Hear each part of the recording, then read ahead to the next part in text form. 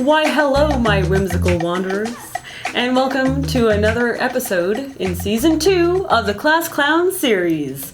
My name is Sarah, Cena's behind the camera. Hello. And Sam is joining us. And did you know he has his own YouTube channel called Fast Track ESL? Well, now you know. And we're going to focus now on the IELTS test. Sam? So, as we've been doing in the previous episodes, Yes. we're going to role play an entire IELTS speaking test, all 3 parts. And Sarah, who is a native speaker of English and Yes, I also a former examiner of IELTS, true. will be responding to my questions Yes. and providing you folks at home with model answers. Yeah. Yes. All right.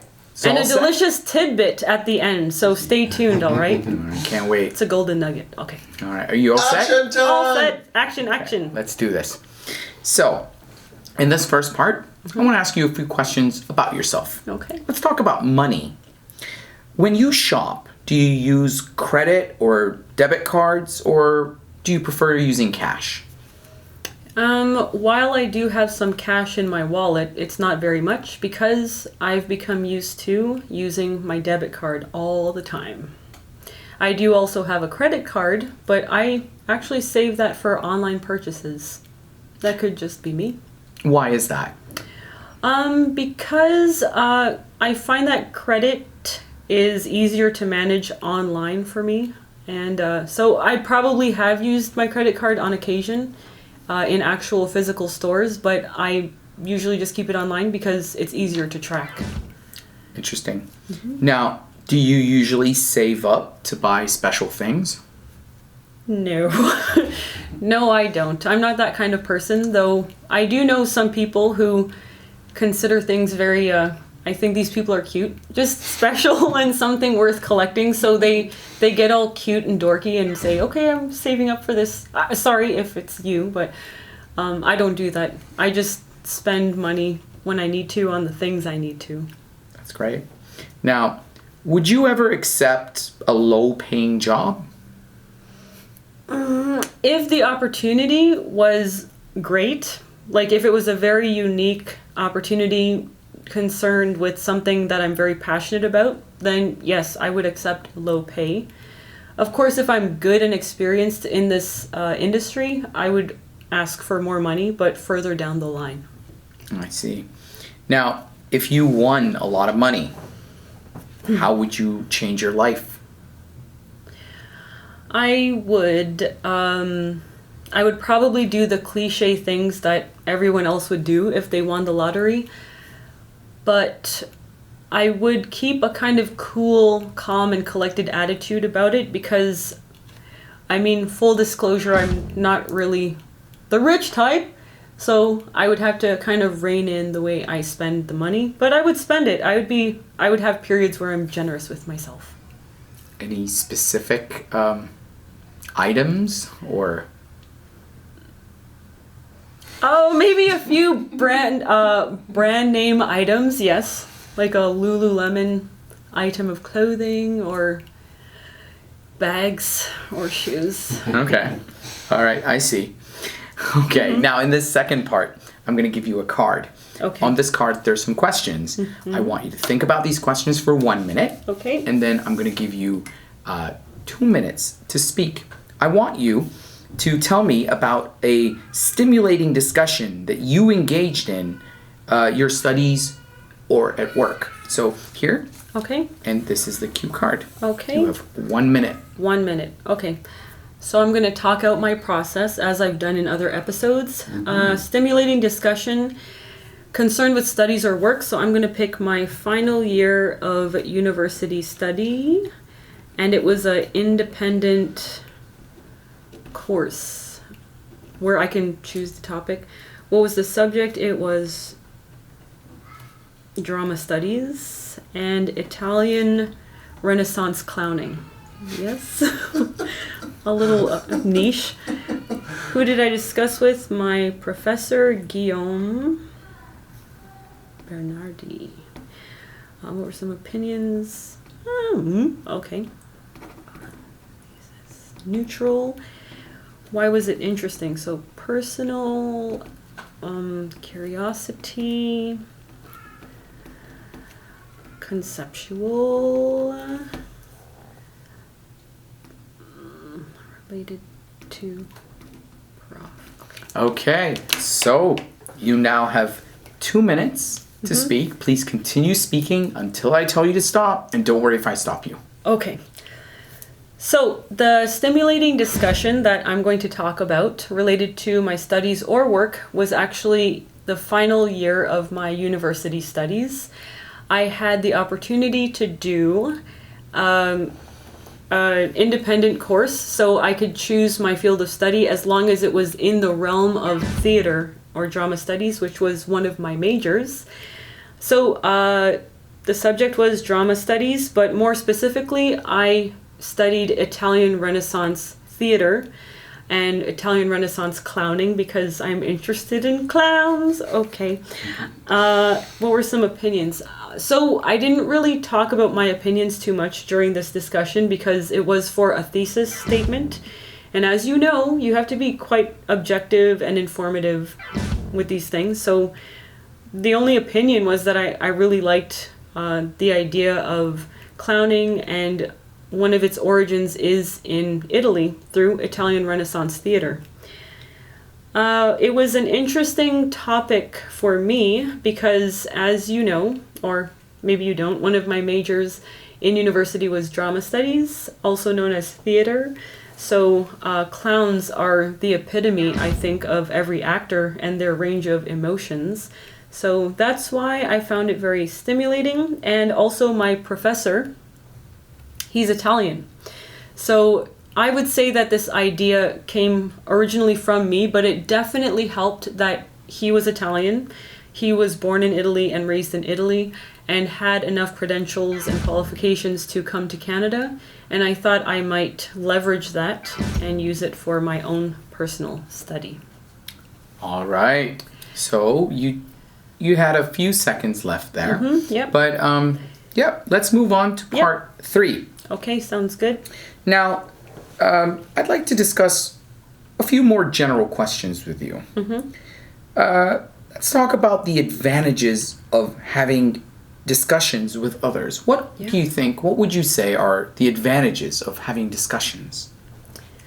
I think the advantage of having discussions with other people is that you get another opinion, another perspective that is not your own, and we can't be so proud and arrogant to think that whatever we think of is 100% true or perfect, right? So if you exercise a little bit of humility, you could know that if you voice your opinions to others, you might get some new and fresh ideas to add to your own. Interesting. Now, in terms of discussing problems, do you go to family or do you go to friends? Again, I would say things are highly dependent on certain factors, but for me, I would say I go to friends because they tend to be a little more objective and they handle the situation or the problem with less emotion, less personal bias, and so you get a well-rounded solution or answer to your concern. Okay. How good do you think it is to tell lots of people about your problems? Admittedly, I may tell too many people about my problems, but, oh, sorry, can you repeat the question? Sure. How good do you think it is to tell lots of people about your problems? Okay, I think it's very good to tell a lot of people, only because you don't want to overstate your problem emotionally, but if you tell different people, you'll get different perspectives. So as a result, you get different alternatives to solving your problem. So if you don't kind of whine about your problem and exaggerate your problem, then I think it's healthy to tell more than a few people. Okay. And what is the future effect of technology in communication at work? Wow. Yeah. Can you repeat the question, please? Of course. What is the future effect of technology in communication at work? Well, I think the future of technology in communication at work is not going to change in direction for the future.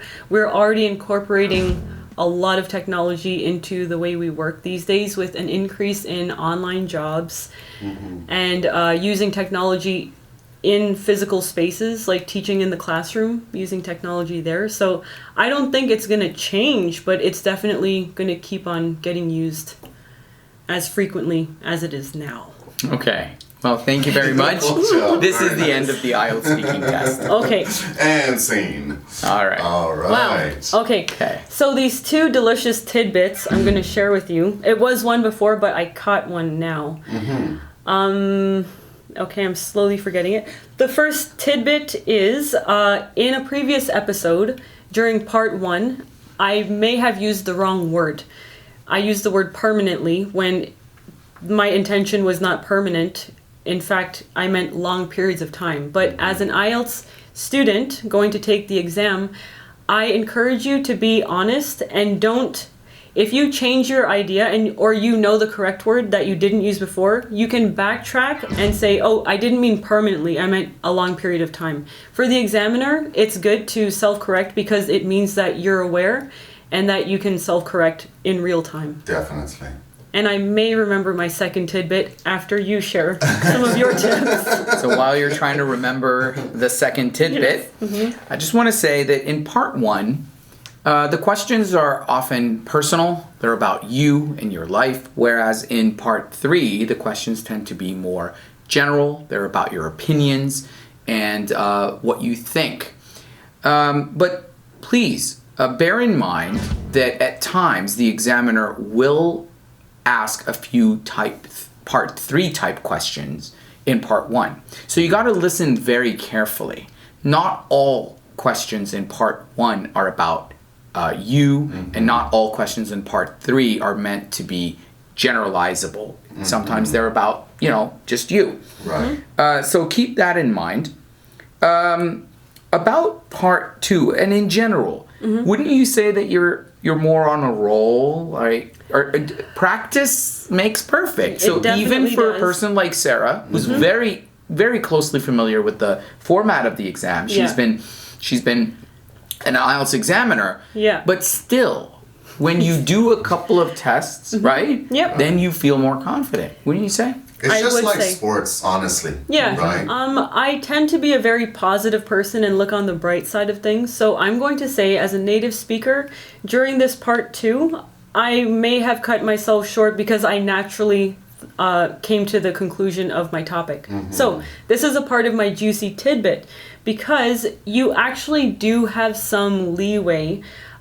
You are not going to get seriously docked for points if you're about 5 seconds off the mark for the 2-minute roll. That's right. And also, and this is highly dependent on the examiner because it also depends on your level of fluency, but they might be allowed to ask a follow-up question, but that's dependent on time. And time is very strict, so don't expect a follow-up question. I wouldn't count on it. Yeah, don't count on it. Yeah. Do not do that. But just know that there are things in place to give you a better score or the fair score. Right. Yep. About part 3. Well, Sarah is able to give well-rounded responses and fully developed ones. So not only did she express her opinion, but she managed to back it up with reasons and explanations, which isn't the easiest thing to do. Part 3 tends to be I'm feeling very good right now. Just keep flattering me. Just my honest opinion. My honest opinion. Yeah. But for those of you who might find it a little difficult to provide such answers, I would recommend giving examples to expand. Yep. So, for example, I asked Sarah a question about whether she's comfortable telling about her problems to all her friends or a lot of people, and she gave a very complete response. She could have given an example, right, yes, of how talking to different people would benefit her. Right. And as for the final question, that final question sort of came out of nowhere, and that was on us because the question was written down. But this does happen on the test. Sometimes students are like, what does this have to do with the previous question? Yeah, oh yeah. Yeah. Right? That's true. But what Sarah did was that she adapted very well, and she soldiered on. She just continued and she gave a very complete response. And so that's what I would recommend that you do as well. Don't question the judgment. Like, why did they come up with this question? Just answer it. Roll with it. Yeah. And you know what? Beyond the IELTS test, and this is for just general language learning, there are times when a conversation is going to abruptly end, or someone's going to say something very random, and your ability to answer like right away is going to impress them. Absolutely. Right? Improvisation is a skill that you can practice. All right, guys. Thank you for looking at yet another episode. If you have any comments, feel free to comment. If you don't understand any of the words that you've seen on the screen today, just look below in the descriptions box and you'll get to the pronunciation and the definition. Absolutely. All right, guys. Have a great day. See you soon for another episode. Happy learning. Bye. Bye-bye. Bye-bye.